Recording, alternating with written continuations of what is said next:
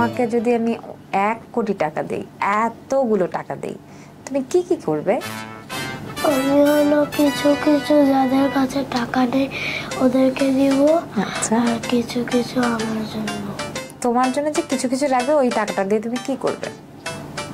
ওগুলো দিয়ে আমি লেগো কিনবো, ব্লু কালারের একটা মনস্টার ট্রাক কিনবো, তারপর ওটা চালাবো।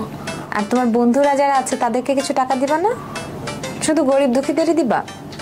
ওদেরকে দিব। বন্ধুদের দিবা? কত টাকা করে দিবা? 100 টাকা করে দিবে? আচ্ছা, প্রাকৃত 1 কোটি টাকা পেলে বন্ধুদেরকে 100 টাকা করে দিবে।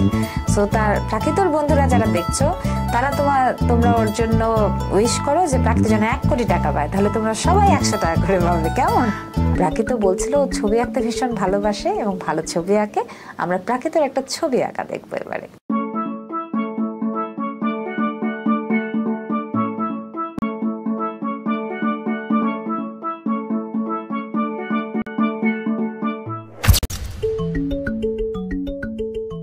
আমার হাতে একটা কালারফুল বল আপনারা দেখতে পাচ্ছেন, যেটাকে আমি রুবিক্স কিউব ভেবে কিছুক্ষণ আগে ভুল করেছিলাম। এই বলটা আমার না, এইটা হচ্ছে আমাদের প্রাকৃতর বল।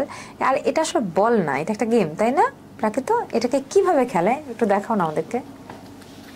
এটা হলো খুলে খুলে অনেক কিছু বানানো যায় এভাবে।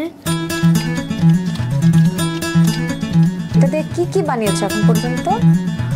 চাবি বানিয়েছি, তারপরে বল বানিয়েছি, তারপরে হলো কুকুর বানিয়েছি।